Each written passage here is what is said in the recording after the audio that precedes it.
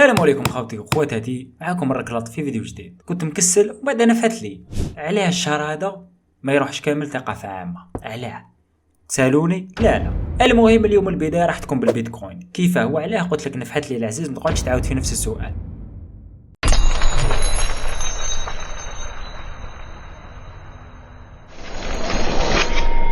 البيتكوين يعتبر واحد من اكبر واشرس الاسواق في العالم. اكبر على بالنا علاه خاطش غالي بزاف، بصح اشرس هذه لازم تتبع الفيديو بتفهمها مليح. نبداو بالسؤال الاول اللي هو ما هو البيتكوين وكيف حتى جاء لهذا العالم. البدايه تاعو كانت من واحد الانسان والله الله اعلم وشنو، اللي هو ساتوشي ناكاموتو، اللي الاغلبيه متفقين باللي هو المؤسس تاع البيتكوين. شكون هذا وعلاش دار هكا؟ غير المتحدث اللي يقدر يفهمك في التغنجيق هذا بكل سهوله. 18 اوت 2009 تبدا حكايتنا مع موقع الكتروني اسمه bitcoin.org. السيت هذا ما كاش اللي يعرف مولاه، وما مولاه يمه ما تعرفوش. ما عليناش، البيريود هذيك اصلا كانت مخلطه خاوتي، كانت صاريه ازمه اقتصاديه عالميه. راني نقول لك بونوك تغلقت، دول افلست كيما اليونان فري شرب لهم هذاك الوقت. هي راهي تبان تاع فيديو على ازمه اقتصاديه عالميه تاع 2008. مي معليش قولوا لي في لي كومونتير. نقول له سوجي تاعنا 31 اكتوبر 2009 خرجت الوايت بيبر الى العالم. اللي ما يعرفش واش معناتها الوايت بيبر، هي الدستور تاع البيتكوين. كان فيها 9 صفحات فيها كامل الشرح تاع المشروع هذا. ديجا العنوان وحده شيكور خاوتي، بيتكوين ا بير تو بير الكترونيك كاش سيستم.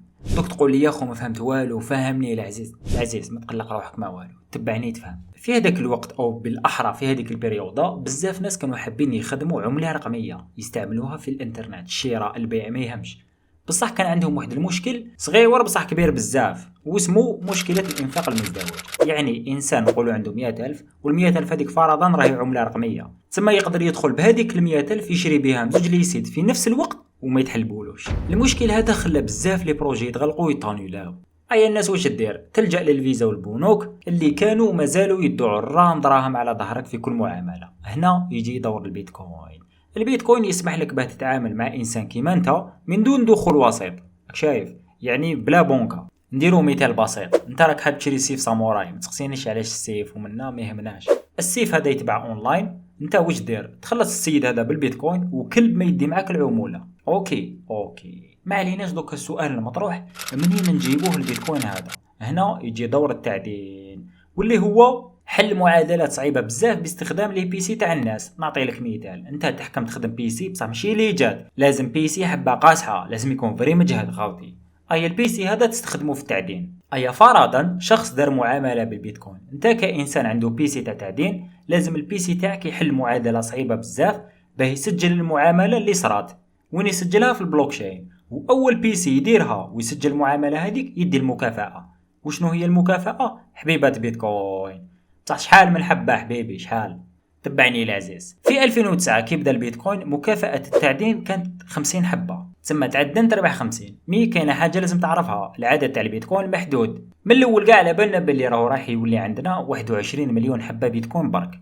ايا هنا ساتوشي ناكاموتو باه يخلي الناس تعدن لاكبر وقت ممكن دار الاختزال، يعني كل 4 سنين المكافاه تاع التعدين تتقسم على زوج. يعني في 2009 كي تعدن تربح 50 حبه، موراها ب4 سنين راح تولي تدي 25 حبه. صح عليه هذا الشيء كامل ويعيي في روحه سهله العزيز، باه البيتكوين يولي كيما الذهب، يولي نادر وقليل بزاف اللي عنده. وزيد امبوسيبل يصرى التضخم في البيتكوين، خاطش من الاول كامل على بالنا بلي كاين 21 مليون حبه برك، موش راح يزيد يجي بيتكوين جديد. صح خلينا من هذه. من 2009 الى 2011 بالسيف باه البيتكوين قاس $1، يعني حبه بيتكوين ولا تساوي $1.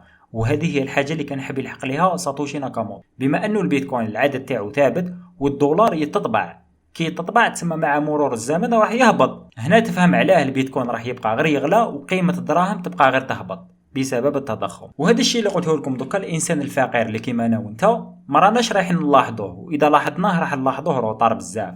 مي الشركات الكبار والمستثمرين الشواكر لا بداو ديريكت عمليه الشراء الكبرى تاع البيتكوين وبداو يخبوا فيه.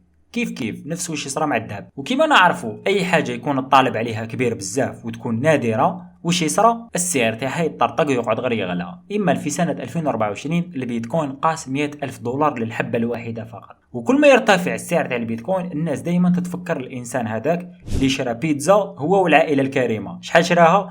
10,000 حبه بيتكوين. الانسان هذا اللي راكم تشوفوا فيه في التصويره واسمه لازلو هانيج، اللي كان يعتبر واحد من اوائل الناس اللي بدات تعدم في البيتكوين. حبيبنا فري قاصح. ايا في 22 ماي 2010 حبيبنا شرى بيتزا من متجر بابا جونز. البيتزا هذيك السعر تاعها كان 41 دولار. حبيبنا في بلاصه ما يجبد 41 دولار ويمدها للمتجر، لا قال لك علاش ما خلصهاش بالبيتكوين. راح خلصها بالبيتكوين وسقامت له 10000 حبه، وهذه كانت اول معامله حقيقيه تم استخدامها بالبيتكوين. الناس رجعت هذه الحادثه رجعتها يوم عالمي، كل 22 ماي تولي القصه هذه ترند وتبدا الناس تحسب 10000 بيتكوين هذيك شحال طيح لنا بالدولار. ما عليناش وما يهمناش، نولوا للسوجي تاعنا. دوكا نحكي لكم البيتكوين كيفاه بدا وكيفاه طلع البري تاعو. دوك نحكي لكم علاه المجال هذا يعتبر اخطر مجال استثماري قادر تفوت فيه في حياتك. كما نعرفوا كامل خوتي، البيتكوين هو اول عمله رقميه لا مركزيه في العالم. كي شافت الناس باللي البيتكوين طغى بداو يعاندوا فيه. العملات هذوما موراهم مشاريع كبيره، انا نقول لك مشاريع شغل تخلي الناس تقنع بها وتستثمر فيها. ابرزهم الايثيريوم اللي هو الشيكور فيهم كامل. وكما نعرفوا كامل في الدنيا هذه كاين العفايس الملاح وكاين العفايس العيانين ايضا. ظهروا عمولات سموهم الميم كوين. الميم كوين هادو بالعربية تساوي الحشوة. انسان مشهور يقول لك انا راح نخدم عملة رقمية فيها مشروع كدا منا من هيك ورواح كدا وروح حط دراهمك تربح بزاف دراهم.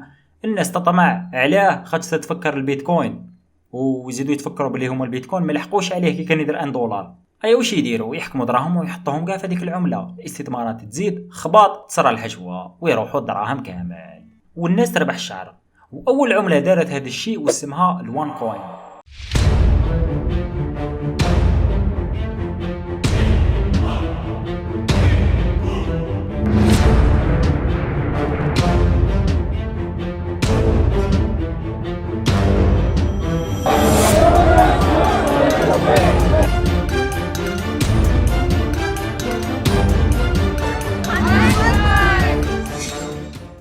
الوان كوين هذه خاوتي خبطوا فيها 4 مليار دولار. راك تسمع الشيفر ولا نعاودهولك؟ بلا ما نعاودهولك نعطي لك اكزومبل صغير. ميزانيه تاع دول كيما اندونيسيا ورواندا شحال؟ 4 ملاير خاوتي. اما 4 ملاير هذيك حكموها داروها في الجيب وقلعوا. بالمختصر المفيد يا خاوتي، السوق تاع الكريبتو واعر بزاف. قادر دير دراهم كبار، بصح احتمال تخسر دراهم كبار اكثر من احتمال تربح دراهم كبار. ودوك نلحقوا للبيتكوين في الجزائر اللي اصلا ما كاش، وزيد ثاني تداول ما كاش. علاش؟ على حسب واش نعرف الدوله مانعه كامل التغنجيق تاع التداول والعملات الرقميه. علاش؟ هنا كي تحب تعرف يا العزيز واش نديروا، نروحوا نسقسيو الخدام تاعي شات جي بي تي. قال لك يا ودي البيتكوين والعملات الرقميه ممنوعه بسبب الماده 117. هنا قلت انا وي بالك عندهم الحق. ولكن المفاجاه اللي ما كنتش نستناها جات من عند الدكتور في الاقتصاد اللي صراحه انا نحترمه بزاف خوت، بصح كي من درايو تقبها، اللي اسمه مزدور خرج في يوم من الايام من درايو في البيتكوين. البيتكوين ايها المشاهد الكريم هي اكبر كذبه عالميه نعيشها اليوم، وبالتالي انا امل ان المواطن يتنبه، لانه كان عندنا مجموعات في الجزائر تمشي من ولايه الى ولايه تبيع البيتكوين. طيب سؤال، كيف انتم تدوا الورق 40 دولار وتعطونا الوهم؟ اعيد واكرر العزيز، انا انسان نحترمك بزاف، بصح هنا تقبلها شغل احقاقا للحق. شغل راني حاسك داير في بالك البيتكوين جاي كيما الالفرانك، شغل ماديه تشدها بيدك. خاطش باش تلحق تقول جماعه تدور من ولايه لولايه تبيع البيتكوين باينه بلي لازم يجي في ساشيات. ما عليناش، بالك يا ودي ما راكش فاهم البيتكوين كيفاش جاي، بصح راك تحذر من الشعب باش ما يتعرضش للنصب. سينهار البيتكوين في رمشه من العين مثل ما انهارت البورصات العالميه. آي تسمى البيتكوين سينهار في رمشه من العين. يا خويا عندك الحق، واش غنقول لك؟ واش راك حابني نقول لك؟ غتكون نهضر. If I speak I am in big trouble and I don't want to be in big trouble. وهكذا يا خوتي كملنا مع الفيديو. هي راهي تزيد تبان لي على جماعه التريدينغ والعملات الرقميه هذوما اللي راهم ينصبوا ويسرقوا خوتي. شغل ترقد تنوض تلقى لك جماعه حلو جروب تيليجرام يقول لك روح تداول معنا وتربح. احنا لحقنا الله فات الفيديو. هذيك الفيديو الجاي اما واش تقدروا ديروا دوكا تقدروا تروحوا ديروا